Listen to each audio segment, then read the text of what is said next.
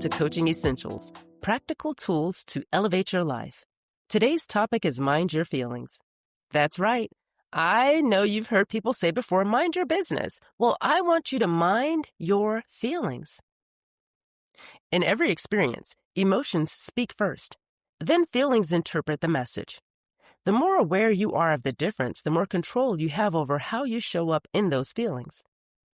To mind your feelings means to pay attention to what your emotions are telling you without letting them take over. You can't control your emotions. You're going to feel what you feel as a natural response to your body's communication system. Feelings and emotions are doing their job the right way. They are signaling that something needs your attention.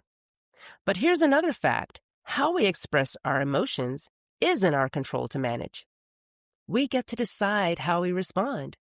However, because change is uncomfortable, most people never give themselves the space to practice, pause, and ask, how would I like to start responding to disrespect, disappointment, or pressure in a way that reflects my values and the standards I set for myself and the way I want to be remembered in this moment?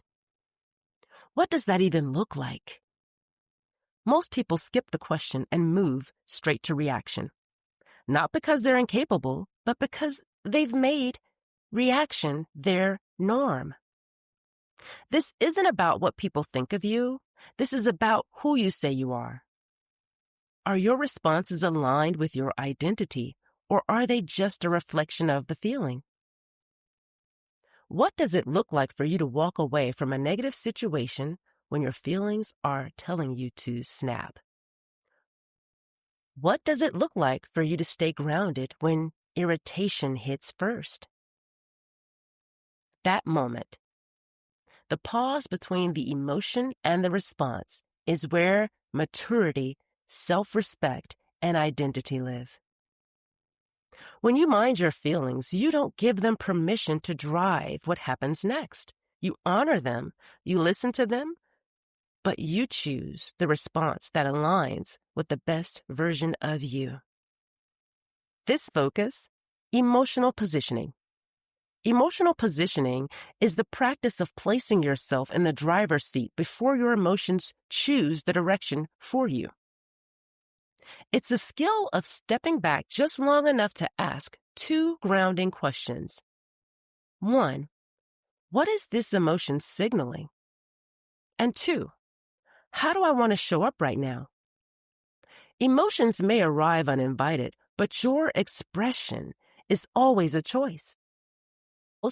And this is where most people struggle, not because they lack self-control, but because they've never been taught how to pause between the feeling and the reaction. To mind your feelings, you must position yourself before you respond. Now, the takeaway practice here is to name, normalize, and navigate. Name it. Identify the emotion without judgment. I'm feeling frustrated. I'm feeling dismissed. I'm feeling overwhelmed. Normalize it. Remind yourself the emotion is information, not failure, not a flaw, and not a crisis. It is information. This feeling makes sense based on what just happened. And now we're going to navigate it. Choose the response that reflects your values and your character and your standard, not the spike in your feelings. What response aligns with who I say I am right now? This is how you take back control. This is how you show up with intention. And this is how you stop letting the moment define you and instead define the moment yourself. Walking away, you can still feel that feeling, knowing it's okay to feel this way, instead of reacting and showing up the way others expect you to based on how you might have been triggered. Personal development takes you a long way in professional settings. Similarly, these are the skills that mature relationships embody. This week, remember this. Your emotions are passengers in your vehicle of life. They are not the driver. The skill of emotional positioning puts you back in the driver's seat, allowing you to honor the message of the feeling without letting it steer your life off course. Commit to practicing name, normalize, and navigate this week. Because when you mind your feelings and choose a response that aligns with your best self, you're not just managing the moment. You're mastering your identity and securing your sustained capacity. Thank you for tuning in. Until next time, stay grounded, be intentional, and keep growing.